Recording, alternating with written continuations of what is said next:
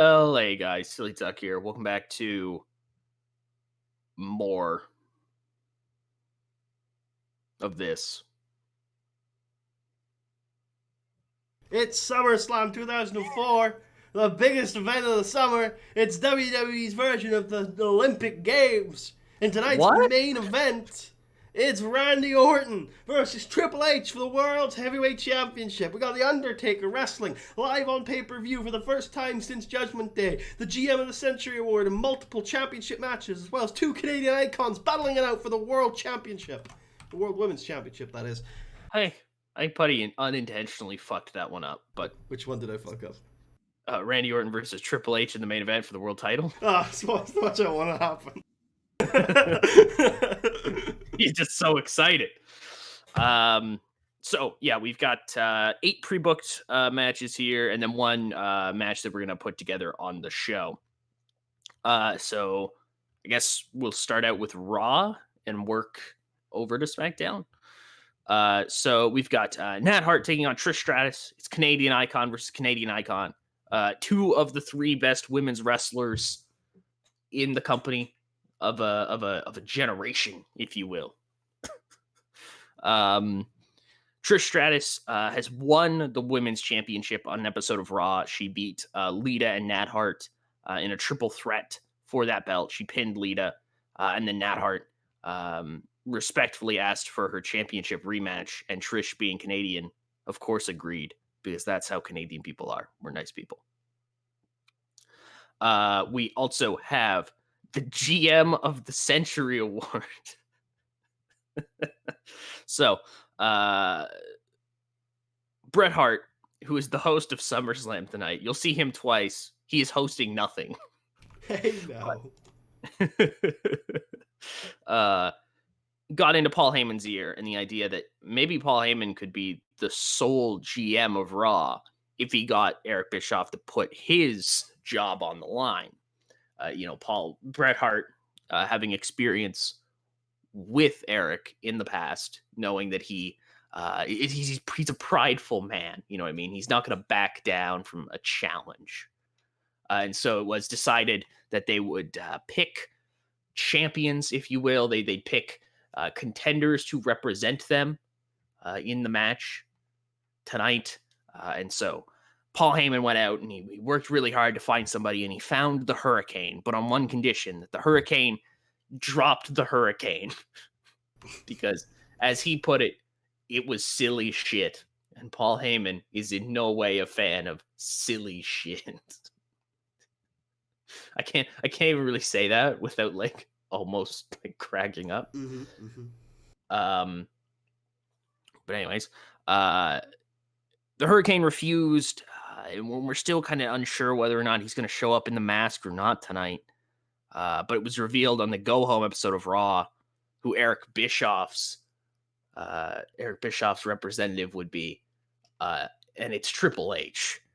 Triple H owed Eric Bischoff a favor from a while ago. Eric bailed Batista out of a possible suspension when he was on a rampage, quote unquote, fixing things. Hey, fix. And so now it's Triple H versus the Hurricane in a loser's GM gets fired match. Hey, it's the winner gets the little trophy. Award. Yeah. We also have Batista taking on Eddie Guerrero. Ric Flair and Batista lost their tag team titles to the New Age Outlaws. It was a big return on the TV weeks.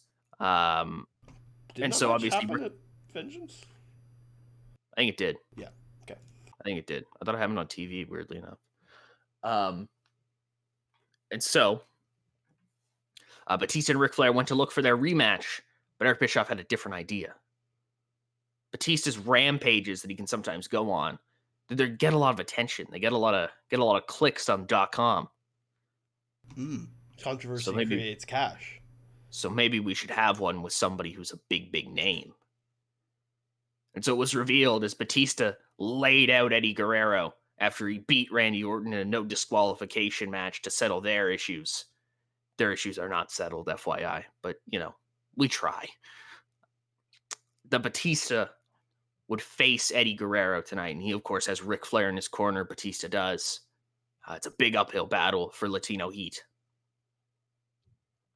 And finally, of course, for the world title, our main event of the evening, the final matchup on tonight's card.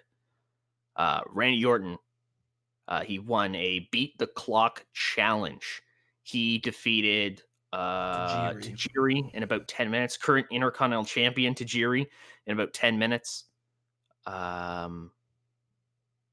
Triple H was beaten by Shelton Benjamin in about 14 minutes. And Eddie Guerrero went, I think, 17 minutes or so with Ric Flair. So Orton posted the best time, became the number one contender, and he's taking on world champion Chris Benoit tonight. On the SmackDown side, we've got a bit of a thrown together six-man. It's champions versus former champions, as John Cena, Chavo Guerrero, and Edge take on Booker T. There's champions on each side. No, there isn't. Yes, there is. No, there isn't. Wasn't there a tag team title match recently? Yeah, Chavo and Edge won. Yeah, and who's the U.S. champion? John Cena. Oh, yeah.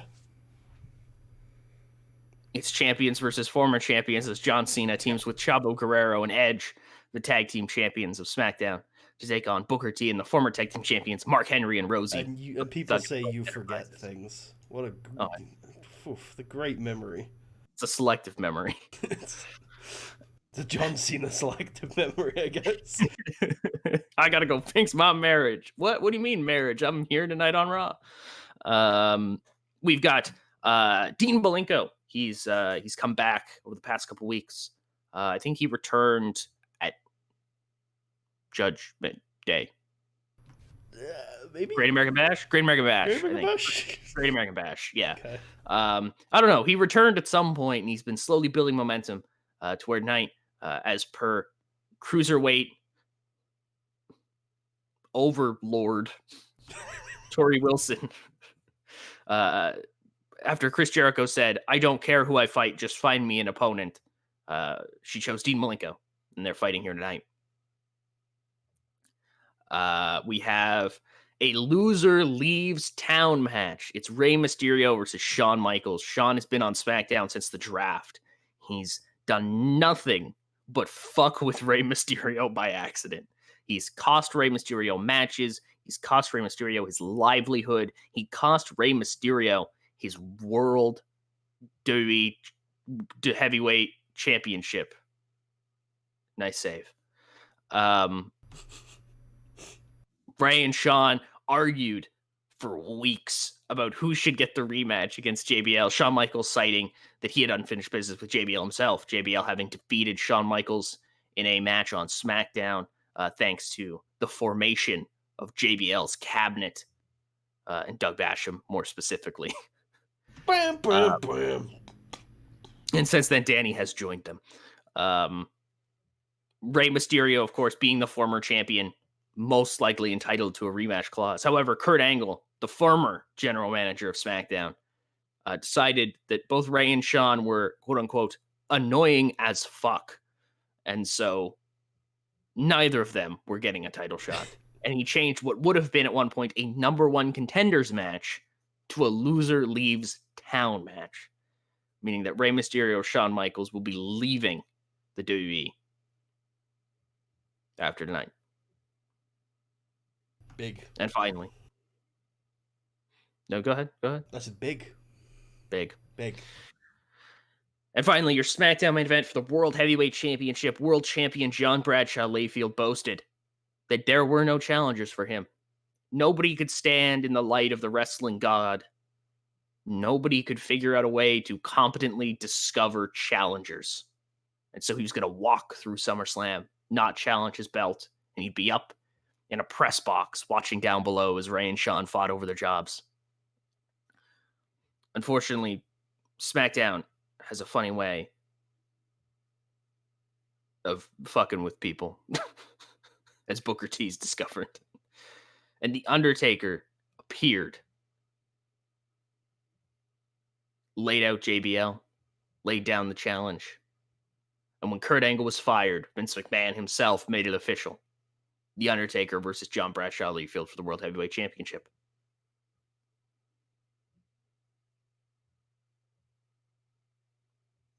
That's our show. I might need the privacy buffer for a second. Why? Can you show them Triple H and Eddie Guerrero? Okay, fine. They're seeing Triple H, Eddie Guerrero. I forgot to do a thing that would be real bad. It wouldn't be real bad. I know it wouldn't be real bad, but I like it that way either way. Okay, resume. Hi, everybody. We're still here. Nothing happened. You're so weird. Okay, go on. I'd like privacy. Nobody can actually see anything. It's like if you fucking closed the curtains when everybody in the world was blind. It's like, I like my privacy, okay? I'd still close my curtains if it was blind. Would you actually? Yeah. Okay, you're fucking stupid. Okay. We have fun here, everybody. So live from Toronto, Ontario, Canada, it's SummerSlam 2004. The biggest party of the summer. Let's do it. We really need to have a discussion with main event after this. I forgot, but yeah. What? With main event? With main event? Yes, with main event. Who the hell is main event? Main event are a broadcaster that we don't like. Oh, yeah, I hate them. There's our big SmackDown open here. Ignore that picture. Hurricane definitely has his mask on. See, if you didn't bring attention to it, nobody would have seen it because nobody looks for fucking Gregory Hell. He's the only one with a blue background. He sticks out. So yeah, we get our big SummerSlam intro. Shut up. Jim Ross, Jerry Lawler, Michael Cole, and Taz welcome us all to the show. Hell yeah. I think we're kicking off with 6-man tag team action. We are. SmackDown side. Hit basic thugonomics. Yep. Yeah, boy. Yeah. I think this would be like a pretty fun match, actually. I agree. Mark Henry and Booker T probably spend most of the time in the ring. Then Rosie just comes in last minute with Chavo. Chavo fucking hoists Rosie up for a fucking gory bomb somehow. Chavo's like, my back. Can we talk about how Chavo outworked Edge in this match? Oh yeah, Chavo's real good. No, you were not saying that originally. Can we talk about Mark Henry? Can we talk about how Tucker was like, oh, Chavo's terrible only a few months ago? Mark Henry outworked Edge. That is also noteworthy for sure, yeah. Yeah. It's okay, Mark. It's okay. It's okay. Dry your tears, big boy. Somebody who won't be drying their tears, though, anytime soon is Teddy Long. Oh, no. You go ahead, buddy. I'll let you. Well, after the match, Rosie is there in the ring. The boys have left. Booker T has also left. Fuck this. Mark Henry looks down at Rosie, and just as he's about to beat the shit out of him, Theodore Long steps in between them and is like, you two are friends, you're tag team partners, your brother. And then Mark Henry beats the shit out of Theodore Long. World's strongest slam through the Spanish announce table. Oh my, the poor Spanish people. They just want commentators. They just want to know. And yeah, Teddy Long is written off. Rosie is like, Teddy. You were like a father to me, Teddy. You freed me from the hurricane.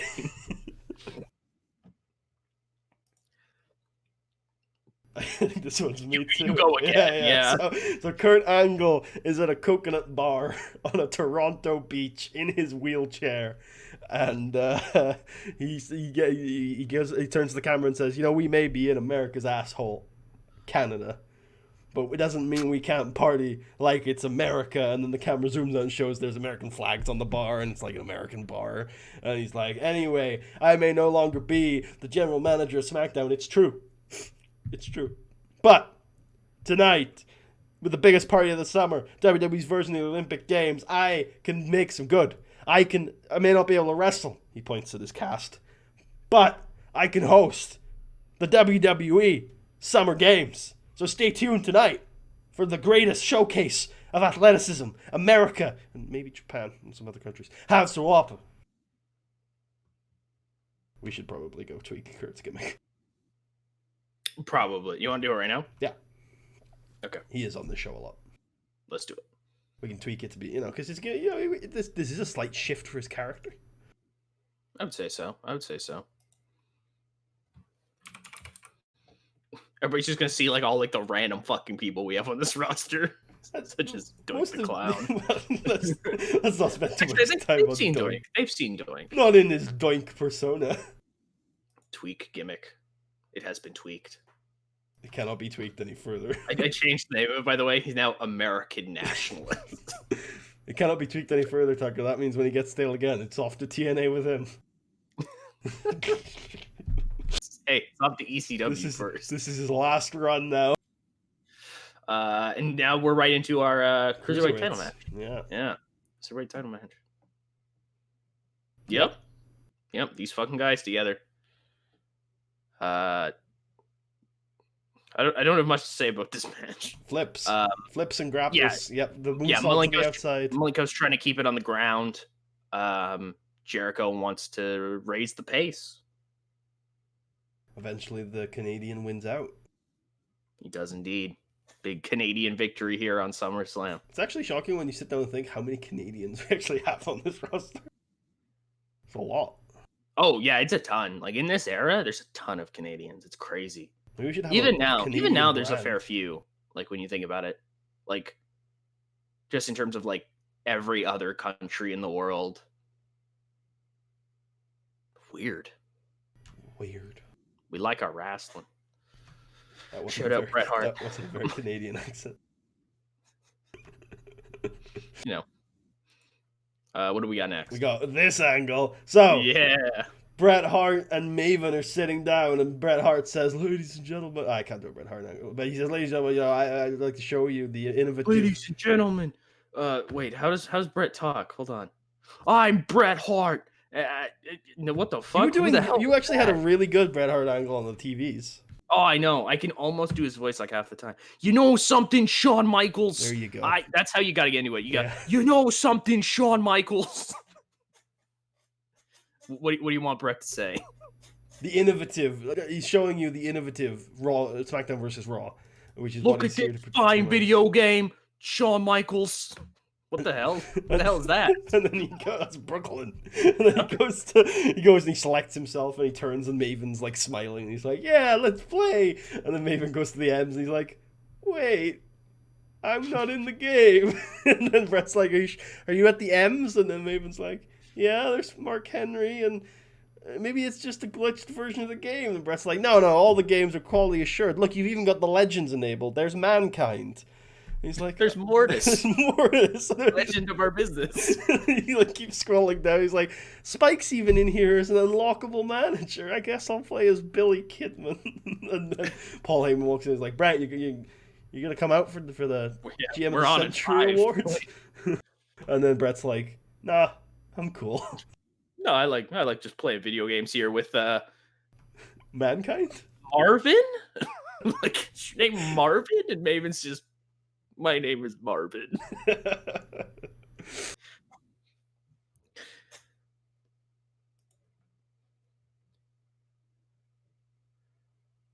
So yeah, but you've got a lot of angles, that you made on this show. I think you tend to struggle with the pay-per-view angles, so I try to help out. That's true. Typically, because I don't write them out ahead of time, so I have no idea what I want to do. We see John Cena, Edge, and Chavo with noted cruiserweight overlord Tori Wilson and Dawn Marie, who's like never seen on these shows. They're all hanging out, having a good time.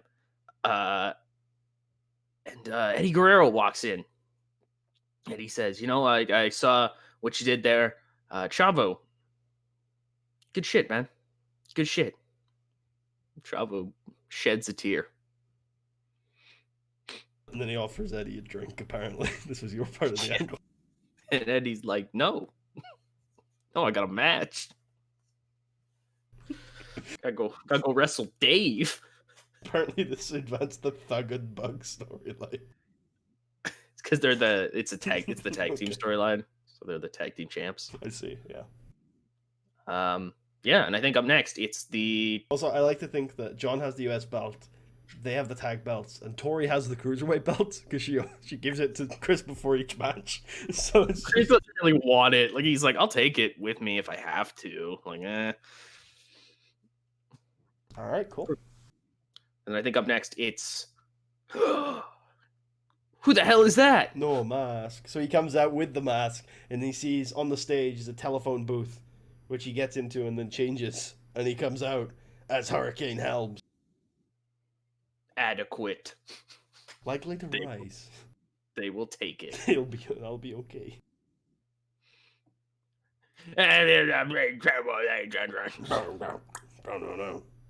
Comes out on a big skull dragon and that shoots lasers out its mouth. I mean, this is going to be a very one-sided match. You think so? Nice. My God. The Eye of the Hurricane. The Eye of the Hurricane. Helms did it. Eric Bischoff's gone. Paul Heyman has complete control of Raw. What? What the fuck? Triple H lost to the Hurricane at SummerSlam. Shane Helms has done literally Gregory Helms. Hurricane Helms. He's Hurricane Helms. He's what the hell is going on? And Vince McMahon comes out and tells Paul Heyman, Nope. Eric Bischoff? good job. Oh, good and then job. looks at Eric and says, I was supposed to talk to you, actually. And Eric's like, oh, well, that's good, because I hear you have a job opening on SmackDown. And Vince is like, no, Eric. Yeah. He gives Paul the small trophy. Yeah. It's beautiful. It's beautiful. I just love it when a story comes together. I do, yeah. Hopefully more come together tonight. We get Toronto Skyline. Yeah, show the Toronto Skyline as all of our commentators get in a one-liner. And Taz turns Australian. You know, call out in the outback. You see Jerry Lawler remarks that the CN Tower is currently the second largest thing in Toronto. And Jim Ross just goes, Val fuck Venis off, shows up and says, "Ladies." lady. So and Jerry's like, third biggest. And that was just a sequitur so that Vince can get backstage for this angle. Yep. This is your thing, I think. Yeah, Christian says, Vince, I filed my formal complaint. I did all the paperwork. When's my Intercontinental Championship match? Vince is like, what? Christian's like, my Intercontinental Championship match? The one that I'm petitioning for. Vince is like, oh, yeah, that. Well, you and Tess, you guys beat the world's greatest tag team on Monday, right? And Christian's like, yeah. Vince is like, why don't you fight for the tag belts tonight? I think the Outlaws are somewhere here. I can find them. Maybe. Okay, bye. Christian's like, I guess that's what I wanted. I think. Okay, bye. Okay, bye. What do we got next? We got the first round of the WWE games. The first three events are baseball, soccer, and pizza eating. And these guys compete. Oh, that's it. Okay. Yeah, aggressively and viciously because they all hate each other. Excellent. Yeah. Women's fucking wrestling. Subpar wrestling. Yeah, that's about right, actually. Trish Stratus beats Nat Hart in 8:27 with a Stratus fashion. And still. Nat Hart puts up a good fight, though. Oh, yeah. After the match, Bret Hart finally comes out from his video game binge. And he's like, Canadian icons, everybody. And the two shake hands. Nice. It's beautiful. It's beautiful. Don't you love it when a story comes together? I'm shedding a tear. Backstage, Ric Flair is trying to give Randy Orton some advice. And he's like, and if he goes for that crossface, you got to jump in quick. All right, you got to do something immediately, or else if he locks it in on you, you're screwed, kid. You're screwed worse than me in an airplane bathroom with. Never mind that. Orton just kind of gets up and looks at Rick, and he's like, "Don't worry, Rick. This one's on me. I got it." Rick's like, "Oh, well, I can come to ringside if you want." Orton looks at him. He's like, "You can come if you want, but don't get involved. I've got this."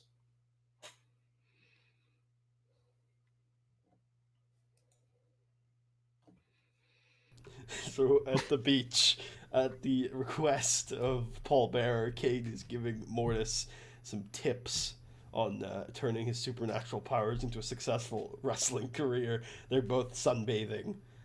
Stacy Keibler is nearby, invisible, and then towards the end of the angle, a kid runs by covered in sand, and Kane just screams, "No! I buried him alive!" And he runs after the child and buries him in the sand again. Amazing.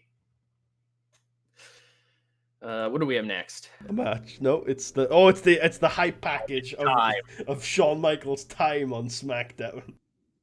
All his 3 matches. Super Kick A-Train, beaten by JBL.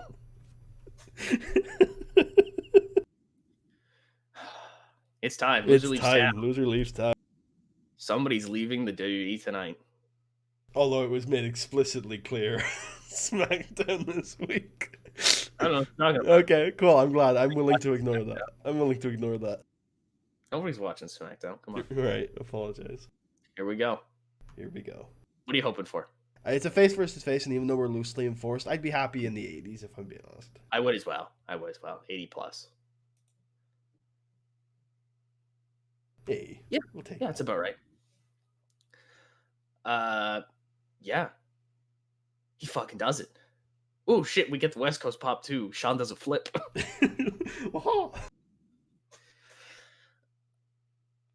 Shawn Michaels is fired. Shawn's gone, and Shawn, he's like sitting in the corner looking down his hands like, "Oh no. My career is gone." You have to think this isn't what Kurt Angle intended when he made the match. Probably wanted to get rid of Rey Mysterio. Probably. Ray did beat him at Mania. He did, and he also doesn't like masked people. That's true. Fuck masked people. These two hug. Unless you're in a pandemic in which masked people are the only acceptable kind of people. Although, look at Ray's mask. It doesn't cover his mouth or nose at all. Man, Ray. I actually saw that the other day. I hate to just like randomly break away in the middle of recording, but it was like something that was like, if somebody ever tells you that like they can't wear a mask into a store or something like that, like Rey Mysterio lasted an hour and 12 minutes in the Royal Rumble while wearing a mask, and like all the comments were like, "Yeah, but Ray's mask, like, the Senate, are you dumb?"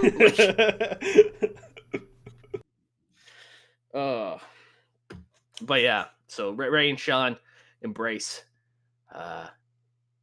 knowing that realistically they don't have to deal with each other anymore. That's true, yeah. And that's probably the best way their friendship should be. Absence makes the heart grow texting fonder. one another. Yeah. Just occasionally watching each other's show. Yep. Though rarely. Not Shawn though. No. That's only Ray. Shawn's like, "What? SmackDown? What's that?" I don't think Ray watches Raw either, to be fair. I don't think he cares. Alright, let's go. Let's move. Okay, so backstage, Charlie Haas and Shelton Benjamin are discussing their future when an angry, sweaty, and wet Triple H just slams Charlie up against the concrete wall and beats the shit out of him. And Shelton's like, "Come on, man, back off." He's trying to pull him away, and eventually the road agents have to get involved. God, Triple H is... Fuck Triple H.